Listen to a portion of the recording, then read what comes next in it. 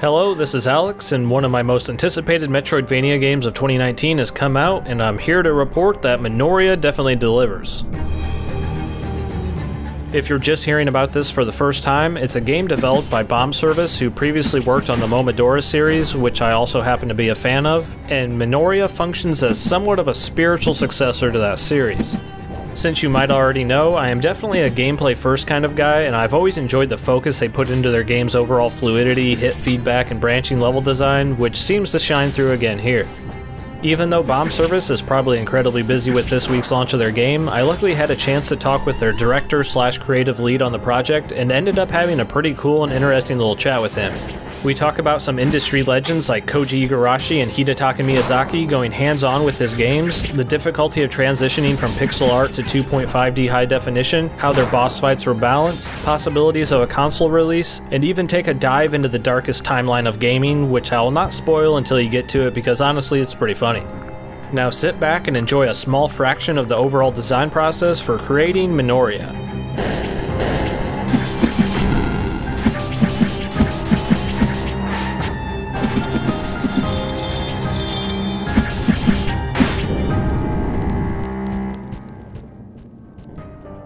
So I saw that you had Koji Igarashi playing your game. What were you thinking when he picked up that controller? I was like, I hope he has fun. Right. Like, of course, if you've played the previous Momodora game, you can kind of feel there's a similar atmosphere, gothic influence, and even in the level design and stuff, there's a similarities between these games that I make and many other games, like the Souls games, including Castlevania, of course. So Castlevania is a series that I've played pretty much all of the Metroidvania games multiple times each. It's a series very dear to my heart. So when you have like Igarashi, who is like the director of Symphony of the Night and producer on like all the other Castlevanias that came after it, it's of course like it's a difficult moment to put in words, because you're like, oh, this guy's a hero. I hope he likes the game, you know? Right. That's pretty cool that happened. Yeah. A few years ago, I had a Hidetaka Momodora in front of me, and that was pretty fun as well. Oh, really? Yep. We went to a Japanese exposition called Beat Summit.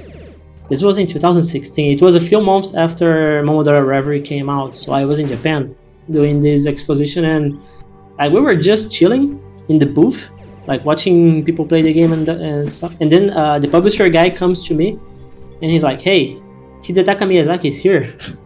Let's get him to play your game." And I was like, "Are you kidding?" You know, like it was a pretty strange move. That's quite the honor. Like it came out of nowhere. I was like, okay. And then like we had a meeting and stuff, and he was playing the game. It was Momo Reverie at the time, and it was just one of those feelings like, what the hell is going on here? Wait, can I swear in your channel, by the way? Yeah, that's fine. I was like, what the hell is going on here? Like this guy, like big influence to me, is like playing this game and dying. And internally I was laughing. I was like, ha ha ha. Payback. All those Sense Fortress are on me now. Perfect payback. You're probably one of the few people that actually happens. That's awesome. Yeah, that was pretty awesome, man.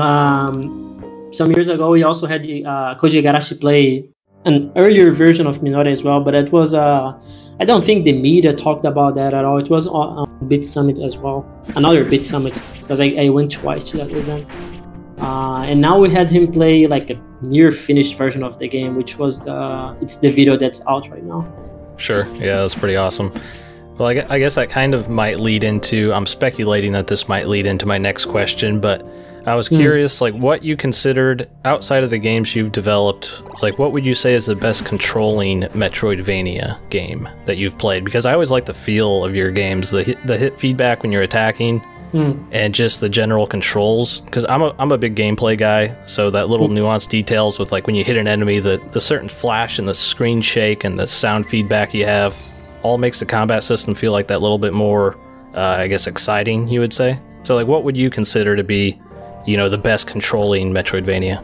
Let's see. Well, I'm also a fan of gameplay-focused games. So there are several things that I take designing a game like that. It's like how quickly an attack comes out. Are the hitboxes fair?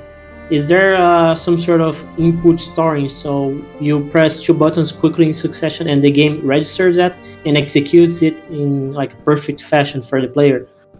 There's all sorts of tricks that I've added to Minoria to make the game as smoothly as possible on the player's hands, so it doesn't feel like they have to do crazy tricks or anything, you know. But let's see. Oh, I like Symphony of the Night in that regard. There's a lot of like it's very good to control in that game. Right. I also like Muramasa. Have you played that? Muramasa Rebirth. Yeah, I've played that. Yeah, I've played that. Yeah, I really like how that game feels. Like it's so fast and like the controls are smooth. It really feels nice to play that game. Right. I wouldn't say it was a direct influence, but like subconsciously I'm like, you know, it has to feel good as that game, you know? Right. What else?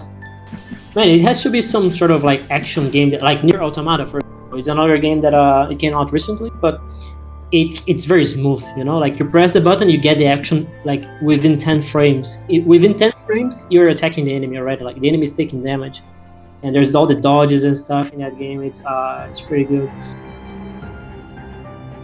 I wanted to talk to you about your boss design because I think you really nailed like the perfect flow to these boss fights, because you know this is about, I'm guessing, a mid-game boss fight. In my first attempt I just got absolutely destroyed and I was like, man, how am I gonna beat this? I felt like I was maybe under-leveled, underpowered, and then attempt number 2 I'm like, okay, I'm understanding like a certain element to this, and then attempt 3 I beat the entire boss without getting hit. So I think like for your boss design department, that is the optimal balance for a boss, you know, in my opinion, to go from 1 attempt near impossible to the 3rd attempt no hits. Like, so how'd you go about balancing those boss fights?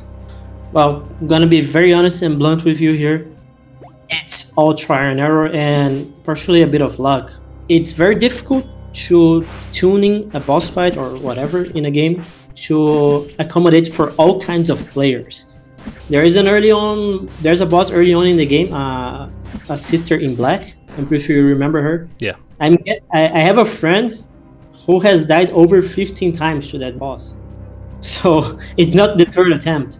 So like I think it varies a bit. Like, are you used to sort of like action gameplay games? Do you know the Momodora games? Like there's many factors involved. Of course, I try my best to make sure there is a balance between the first time you're just learning the moves of the boss, the second time you can kind of react, and then on the 3rd time you can kind of fight back based on your reactions and what you know. Of course, I try to make the bosses in that sense, but it's very difficult to balance a game, especially for a small team. Like I said, we're like 7 people and everybody knows the game, you know.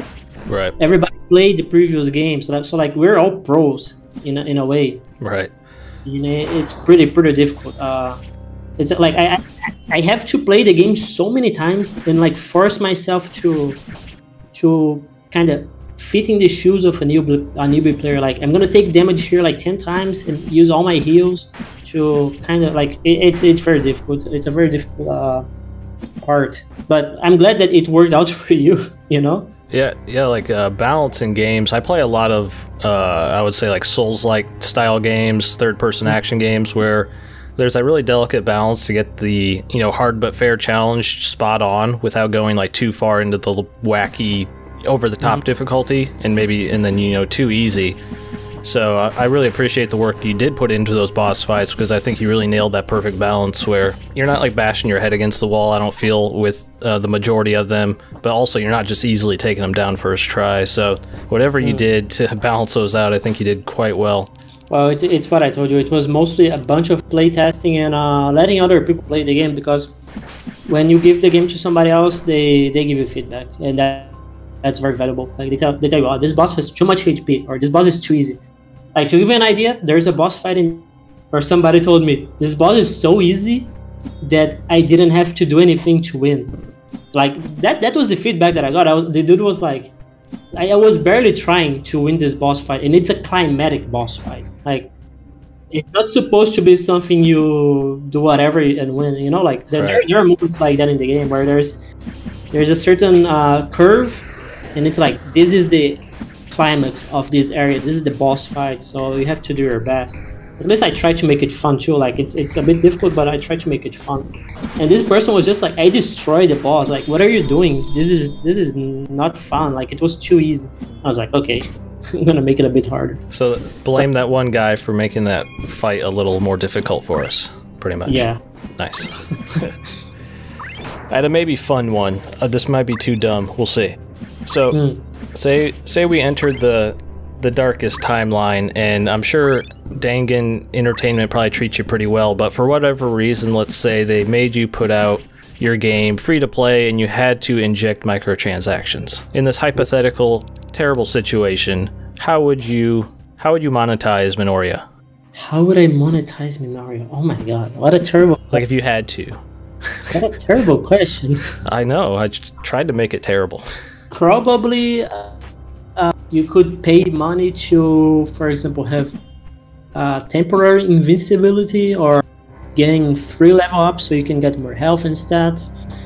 Or maybe you pay money to get like a super attack that does like half of a boss damage. Like something to skip bosses, because I imagine bosses are one of the main like progression stoppers, you know? Right. So pretty much you'd make it pay to win, essentially. Is there any other option? What about like different like swords? I noticed like the different swords have different attack animations and stuff. Maybe something like that. Maybe costumes. Sorry. It's because honestly, I don't really play games with microtransactions. So the things that like mine are limited. But now that you mention it, I understand the point of view. Well, it would be nice to add that sort of thing, like more weapons, more movesets. I don't know if you noticed, but there's like an alternate moveset in one of the swords. Yeah. More movesets, more weapons, more playable characters, bikini costume. Obviously. Stuff like that. It would be awesome to add that kind of stuff for free, you know? Yeah. You nailed it. Yeah, I'm not a proponent of microtransactions. I was just trying to see what you said. So, you nailed it. And I'm thinking, like, if I were to add that sort of thing, like DLC, like there are some companies out there that really like to add a bunch of like costume DLC and stuff, and it's a great idea on paper. Like, you can change the costume of your character. Like, why would you not want that feature? But then they ask for like half of the price of the game for like literally skins of the player. Right. Character. But yeah, I think if I was a very evil corporation, I would do maybe a bit of both, like something that helps you progress, and then this sort of like costumes, like what is it called, like graphical options for the player, stuff like that. Yeah, like maybe like spell effects or something. Like Path of Exile has a pretty good system where you like pay for spell effects. Oh, really? Yeah, so like your spells do the exact same, they just visually look different. Like instead of a fireball, maybe it's a swirling thing of wind or whatever, even though it's the same spell. So that's a rare case of doing it correctly. But yeah, thanks for not being an evil corporation and you just put out a game where you pay for it and you get the whole game, so thank you for that. Yeah, well, you're welcome. That reminds me of the thing you just mentioned with Path of Exile. In Paper Mario, the original one, there's a system similar to Minoria's instances where you can equip these items and you get different effects. And it's a badge system in Paper Mario. And they have a badge where it makes Mario's jump sounds different, Right. Did the badge system kind of influence your, what are they called, inscriptions? Instances. Yeah. Did that influence that at all? No, to be honest with you, the inspiration Dark Souls 1. So Dark Souls 1, you've played it, I assume. Yep. It has 2 ring slots, right? And the ring slots are passive benefits for the player character. Like, you have more poise, or you regenerate health when you kill an enemy. So there's that influence, but in Momodora and Minoria, there is also a separate type of equipment, which is the active type, which is basically like a spell you can use, or the healing item, or a buff item. So in that sense, it's also a bit inspired by the Dark Souls spells. So you can use like magic weapon to get more damage, or you can drink an Estus flask, or that sort of thing. Right. So it's not inspired by Paper Mario or anything, but it's basically similar. Like, it's the same sort of thing. Right. Yeah. Kind of like a little melding of both. You brought Momodora to consoles, PlayStation 4, Switch, and Xbox One, correct? Like, was that last year or the year before? Yes. Do you have any plans to bring Minoria to consoles in sometime in the future? I know you just had the PC release, a lot to think about now, but just curious. I mean, yeah, that's a natural step, right? Like, you release the game on PC first, you see everything that's wrong with the game, try to fix it, try to improve it based on player feedback, because it's like, right now it's hundreds of people playing the game, and there's that the entire phase of like fixing these issues before you push into console territory, because to patch on Steam, it's pretty easy. I compile the game and then I put it on Steam, but on consoles, it's like, there's an entire log check process, and it's more difficult to patch a game on console. You cannot just do it with the snap of the finger. Right. So right now, our focus is getting the PC release as smoothly as we can. Then we're gonna focus on the consoles. I really don't like promising things to people, because I see this all the time. People promise things, like other developers, and then it doesn't come out, and the fan bases are just disappointed and angry. So I never promise people anything. I'm just like, we're working on console ports, and if it happens, if it works out, we're gonna make an official announcement saying, Minoria is coming to the Switch, Minoria is coming to the PS4, you know? Right, yeah, that makes sense. This is not a promise. Right. People here, it's not a promise, but the plan is to bring the game to the 3 major consoles sometime in the future, hopefully, if it works out. Sure, good deal. So would you say that that look that you went with for this was harder or easier than the pixel graphics from Momodora? It was definitely harder, partially because we had to experiment with a new look, like the proportions of the characters. Are they readable? How do they look? Do they look good? And we had to juggle all of those doubts with our inexperience with 3D. So we had to polish a lot. We had to do so many shader experiments, like, are they going to be flat shaded? Are they going to be like cell shaded, like Zelda Wind Waker? Are they going to have like soft shading, normal maps? Like, I had to do so many experiments to understand what looks good and what doesn't. So in that regard, it was much harder, because with the Momodora series, there are 4 games, so there is an established art style for those games. You know, like, each one looks better than the previous one, but they carry over in overall aesthetic. I mean, I think you pulled it off perfectly well with what you did come up with. Well, I'm very glad that you like the approach, because it took a lot of experimentation, and we didn't have experience with 3D modeling either. We had to basically learn it and polish as much as we could as amateur people, and to try to get like to a decent graphic fidelity. And it was also a problem in terms of workflow, I would say, because, for example, in a 2D game, strictly 2D, if you have a new character, if you want to have a new character, you just, open Photoshop or whatever, and you draw the character, and that's it. Then you have to animate it, of course, but like, you just draw it and you have a character. For 3D, the workflow is like, you have to model the character, you have to rig the character, you have to texture the character, and then you have to animate the character. And in Minoria, we also do something where we have the angles of each character simulating to. So like, when you're running, it's like a sideways view of the character. So there is also post-modeling phase where we adjust the angle of the model to mimic the look of a 2D sprite, So it's many more steps just to make one character. If I want to make a bat enemy, it's all those steps. And in 2D, it's like drawing, like I draw 4 frames. Right. So in that regard, it was an experiment. Like, it was basically an experiment. And I was like, well, what kind of games do this sort of thing? Like Street Fighter 4 has like a 2.5D look to it. Right, and yeah. It was an interesting thing that came with the possibility of doing HD games, like, because in pixel art, if you have the camera not be in an integer value, because the characters are made of squares, the sprites might look distorted, and it looks weird, it looks awkward. But when you are talking about HD graphics, like hand-drawn or modeling, there is anti-aliasing to compensate, so you can zoom in, you can zoom out, and it looks kind of the same, like, it doesn't look distorted. But with pixel, it can look pretty damn ugly. So that's something that I made use of in the game. Like, you see the first cutscene, you have a big zoom on Sister Fran, one of the characters, and in Momodora that's like not possible unless we make a very huge sprite that covers the entire screen. Yeah, that was the first thing that I really noticed, was how much more you're doing with the zoom levels, you know, pulling back on the big Vista style shots and then kind of zooming in when you're close to like a character or like your checkpoints and all that. And I was playing last night on I booted it up on my 4K screen, and that's another thing that, you know, I think was a good thing you switched over, because man, it looks awesome on 4K. Oh, that makes me happy. Yeah. Well, that's all I had for you. I appreciate you taking out some time. You have any last lingering things on your mind you want to get out there? Well, thank you for the interview. I very much. Yeah. And it makes me very happy that you're enjoying this game and the support. You've played the previous game as well. Right.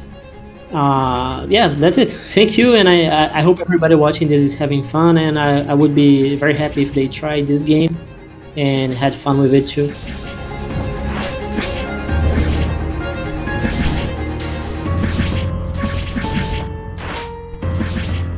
A special thanks to Bombservice for letting me borrow their game's director for a little bit, and I hope all of you listening happen to enjoy our little chat. If you like my style of content, consider subscribing to the channel, ringing that little bell icon if you already are, and following me on Twitter at BoomstickAlex. If you want to show additional support for Boomstick Gaming, check out the perks I provide to YouTube members and patrons, who, just like these awesome top supporters right here, all go to directly fund my channel. Also, if you want to know a little bit more about Minoria, it's out right now on PC, and I'll put a link to the game down in the video description. As always, this has been Alex from Boomstick Gaming, and thanks for watching.